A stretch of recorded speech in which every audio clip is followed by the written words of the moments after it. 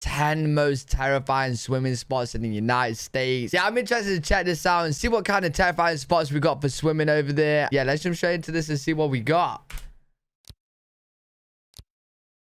Top 10 terrifying swimming spots in the United States. Yep, that's what we're talking about today, folks. Swimming holes. You gotta let me know if you've ever been here. Where I grew up, we went to a place called Rats Beach, which... Yeah, in the UK, we kind of don't know any, like, swimming spots. We just had, like, places that was called swimming baths that you would go to, and it's just indoor swimming, and that's about it. Doesn't have a bunch of rats on it. It was a cove where Torrance Beach meets the cliffs of Palos Verdes. It never really had a name, so people referred to it as right after Torrance or Rat Beach. But everyone has that spot they know of wherever they came from. Some of them are freaking dangerous, whether it's a undertow, something's in the water, currents, toxins, and some have stories and histories that make them terrifying, but people still swim there. That's what we're looking at in this video. Got it? Get it? Good. Let's take a look. Bro, I don't mind going out swimming and stuff, but listen, if anything, well, I've never really been in a place where there's been sharks and stuff, but let's say there was a place where there was sharks.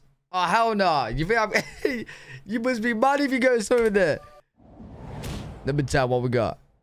Number 10, Mortuary Beach, California. This beach is up near Monterey, California, just south of Carmel by the Sea, or like everyone else calls it, Carmel. Nice. I don't know why they have that Carmel by the Sea. It drives me crazy. This beach has such a high drowning rate that it's nicknamed Mortuary Beach due to the combination of freak waves breaking on shore, strong rip currents, and the shoreline just kind of drops off pretty steep. Since the 1960s, more than 30 people have died at this beach. That includes recreational swimmers, tourists, scuba divers, and in 2019, some dad was trying to save his son that got swept out. The dad drowned, the son made it back to shore, or at least was pulled from the water by Good Samaritans. Back when I went, this is years ago, they didn't have a lifeguard tower there during the summer. All right, that's kind of crazy, I ain't gonna lie. The son got swept out, the dad went out to help the son, and the dad drowned, and the son got swept back.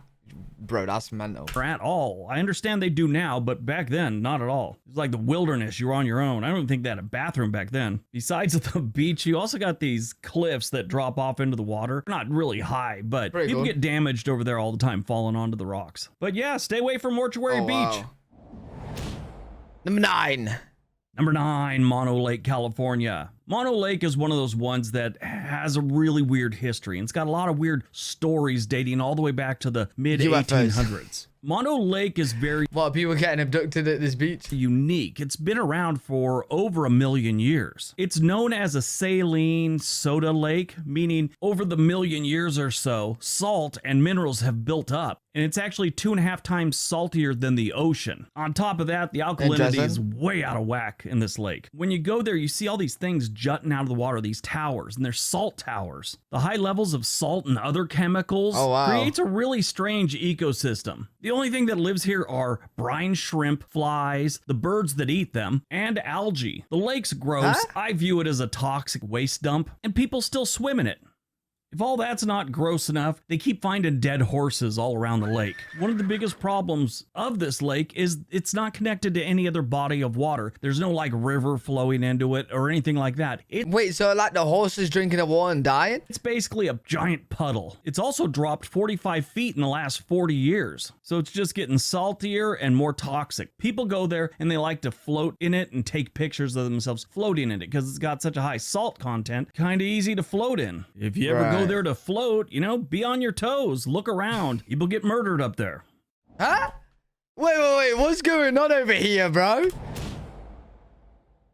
Number 8, Lake Mead. Lake Mead is what sits behind Hoover Dam near Las Vegas. Las Vegas has a really shady history, especially back in the 50s, 60s, and 70s. They say there's a lot of bodies buried in the desert around Las Vegas. Well, there's a lot of bodies in that lake. It's easier than digging a hole. That's a great line by Joe Pesci. You know, he plays a hitman in the movie Casino. He gives advice on burying someone in the desert. Make sure you dig the hole ahead of time, because if you're sitting there with a body and you're digging a hole, someone always shows up. Next thing you know, you're digging holes all day. Lake Mead is one of the most dangerous lakes for swimmers and boaters in the United States. It's got submerged trees, rocks, and other debris that can cause serious damage and even death to a person that collides with them. People drown because they've been caught up and entangled in fishing lines signs and abandoned nets. This is the largest man-made lake in the entire United States. Oh, this is my maid. Oh, wow. It's very popular, especially it's in the middle of the desert. So a lot of people during the summer, that's where they go for recreation. Want to get in the water. Up until the winter of 22-23, the West had been going through severe drought conditions, and Lake Mead got to record lows. This, of course, led to the discovery of a lot of bodies. One was in an oil drum, still wearing the suit he bought at Kmart back in the mid-70s. Lake Mead has been responsible for over 300 drownings, and the area around it, the Lake Mead National Recreation Area, has been named the deadliest park in the United States. Oh, mad. Yeah, that's mad. Bro, I can't think of anything worse, man, than drowning, bro. That would be horrible. 300 drownings in this lake? With over 250 deaths in the last decade. Huh? This park in the United States with over 250 deaths in the last decade. Yeah, I'm visiting there. Yeah, no way. Number 7, Jacob's Well, Texas. Jacob's Well is a spring in the Texas Hill Country. It is located on the property of Jacob Wells Natural Area, and it's managed by Hays County Parks Department. It is kind of an amazing oasis when you see it. I mean, could you Bro, that's trip. Is that like just a big drop? imagine being back in like the 1800s and coming across it then? The whole Oh, wait, no, that's not a drop. It's not a hole. It's the rocks above. Yo, that's like some crazy illusion, bro. Yo, look right here. Tell me that this don't look like a drop. This was like a drop. I thought it was like a water cave or something. Bro, that's trippy. Hays County Parks Department. It is kind of an amazing oasis when you see it. I mean, could you imagine being back in like the 1800s and coming across it then? The whole area is just dusty and dirty. Then you got this little spring here. It's kind of interesting. On the surface, Jacob's Well is only 12 feet square. The Houston Chronicle reported that a dozen people have died scuba diving in Jacob's Well since the mid-1970s. In 1979, 2 young Texans were caught in one of the well's caves and drowned. Yeah. Bro, it is a water cave. I was right, bro. I didn't know if it, bro, that was just tripping me out. That was tripping me out. We don't have like water caves in the UK, you know what I mean? Well, we might have water caves. I've never really seen one. But that was tripping me out. I didn't know. I was then thinking it was a rock reflection. But it is a water cave. Bro, that's mad. Yo, listen, how cool. Listen, that is cool, right? The water cave is really sick. But I would never go scuba diving that. Ever. Yeah, there's caves all underneath that 12 foot of water. Here's where it gets gross. One of those 2 teens was flushed out of the well in 1981. The other stayed there until 2000 when they went on a recovery mission for him. That's how big this thing is under the surface. It took them all those years to go down and get a body, or the remains, I should say. They don't have a lifeguard there, anything like that. But like I said, the Houston Chronicle say that a dozen people have died there scuba diving. They've also had swimming deaths. If you go there, there's like this wading pool where, you know, it's like shin deep, knee deep. A kid might go up to their waist, and then it just drops out into a hole, just like a tube straight down. Jacob's. Yo, I ain't gonna lie. They might, bro. Why have they not buried it or something, or sectioned it off? Because like, let's say you didn't know. Like, I'm a tourist, bro. I didn't know this hole was here. I'm just, you know, I'm swimming. Boom, I'm gone. I'm in a water cave, bro. 1, I'm going to be panicking. 2, I'm going to be thinking some demon monster's going to grab me by my feet and pull me down. So I'm going to be panicking even more. Bro, yeah, it should be sectioned. It should be sectioned off.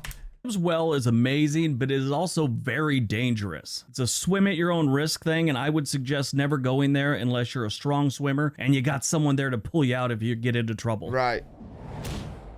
Mad. Number 6, New Smyrna Beach, Florida. This is like the shark bite capital of the world, honestly. Yeah. Every single year, it seems like someone... Yo, listen. I would actually be scared to go in the ocean in America, bro. And Florida, wherever there's sharks, it's not happening, bro. I've seen too many movies, too many TV shows where the sharks are coming in, they're swimming about. Boom, gotcha, man. Someone's gotten bit by a shark in the water there.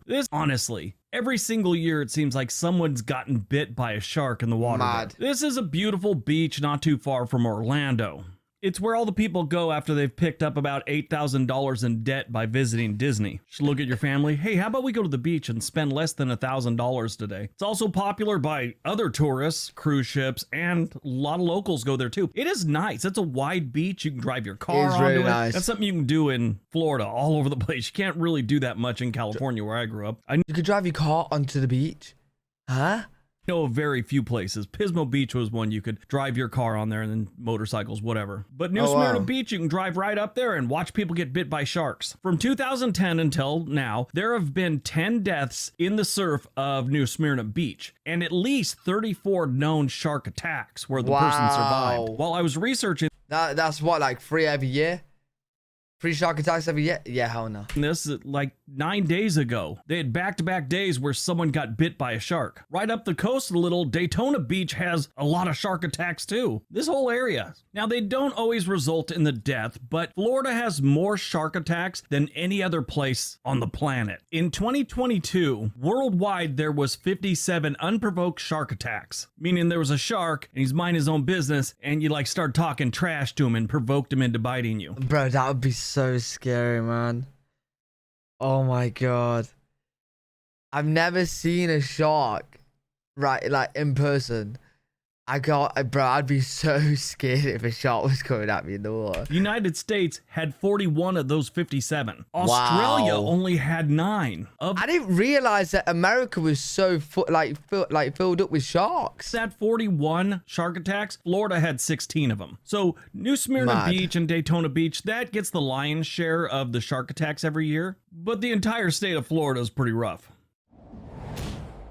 Note to self, I ain't going into Number the sea 5, Coast Guard Beach, Massachusetts. Coast Guard Beach on Cape Cod is a popular destination for swimmers and surfers. This one, though, is not dangerous because of sharks or anything like that. It's dangerous because of the currents. Here's a piece of advice for people that go to beaches like this. And this is coming from myself, who's lived by the beach most of his life. If you're looking at the waves and they're going 4 different directions, stay out of the water. In my life, I've pulled at least 4 people out of the water, and it was conditions I normally wouldn't have gone in without a surfboard. It's different when you're on a surfboard, at least you're floating, but people decide to go swimming in that kind of water. It's nuts. They just don't understand. It's so bad at Coast Guard Beach that it's not just the lifeguards or the Coast Guard giving you information about this. The state police are involved in educating people when they come to this beach. People drown at Coast Guard Beach all the time. And it's just because the current's so crazy there.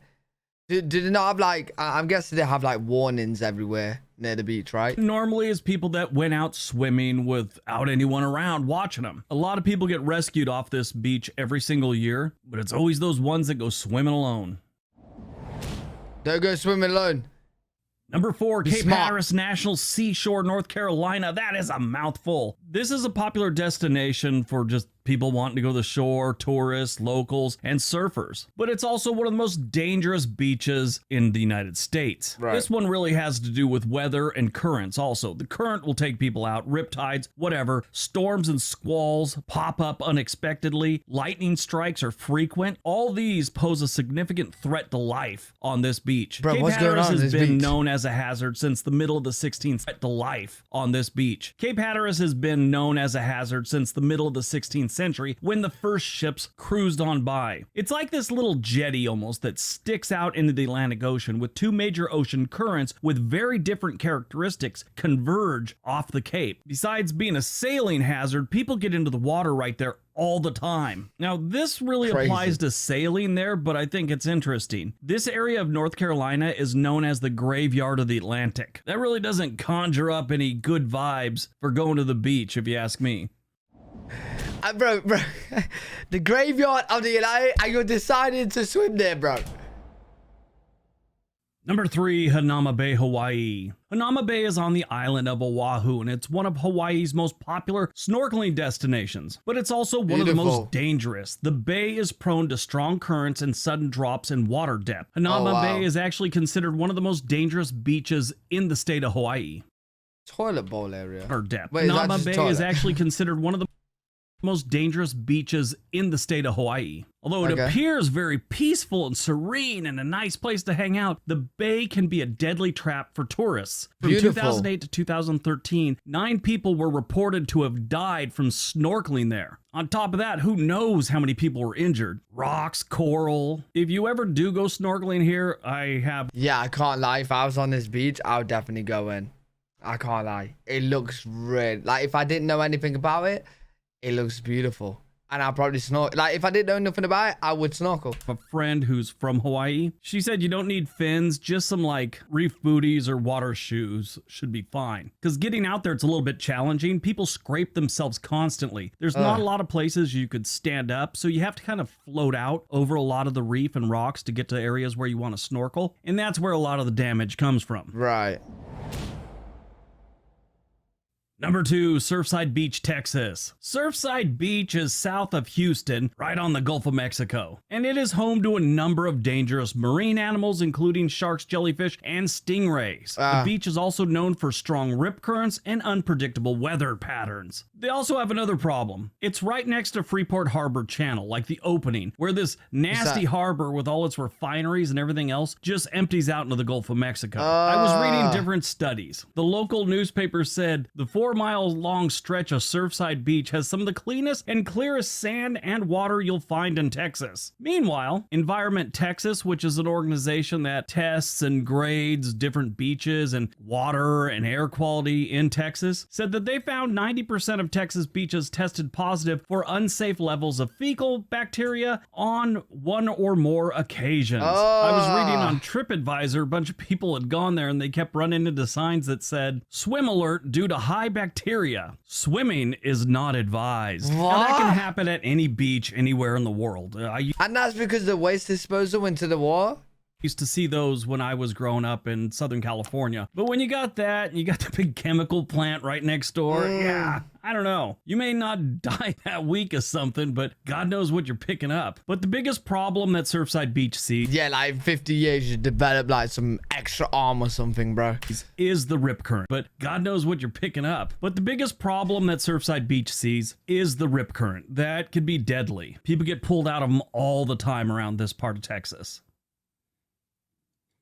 All right, before we get to number 1, if you don't know already, we have another channel called The Sweet Life for Briggs. It's all about travels and cruises and staying at hotels where we stay in suites and we take you on the trip with us. So head on over there and subscribe. All right, on to number 1. And number 1, Ocean Beach, San Francisco. And in case you didn't know, that's in California. Despite that's beautiful. Its stunning views of the Golden Gate Bridge, Ocean Beach in San Francisco is known for its powerful waves and strong rip currents that can easily drag swimmers out to sea. The beach don't look so much beautiful, but the orange color short. Why the sun is looking very, bro.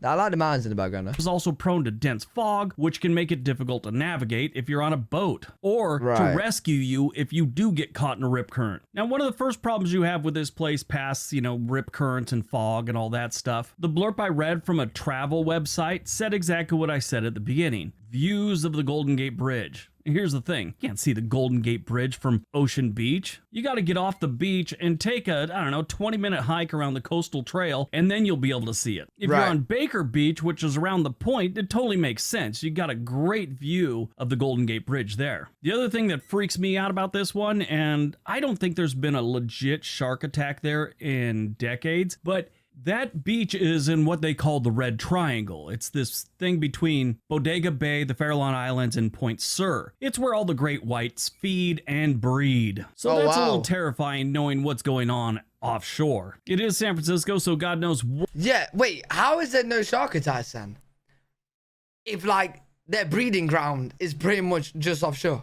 That's scary to think about, though. That's really scary. What has made its way onto shore there as far as hypodermic needles, glass, and whatever else may make it onto that beach. I don't think that's as much of a problem as it used to be. There was a time, late 90s, early 2000s, where there were hypodermic needles washing up on the shores of California on a regular basis. But yeah, it is San Francisco, so there's always a potential. Oh, I can't. Oh, imagine swimming in. Oh, no. Yeah, no, I'm staying away from that beach. Ain't no way. Ain't no for way. something like that. That's disgusting, man. But really good video. Let me know if you guys have been to any of those beaches. If it was nice. If you had any problems. A really good video. Enjoyed that. I hope you guys enjoyed it as well. If you did, make sure you thumbs up. Subscribe for more content. I'm live every single day on Twitch.tv/L3WG. If you guys want to check me out over there, I'll see you on the next one. Peace.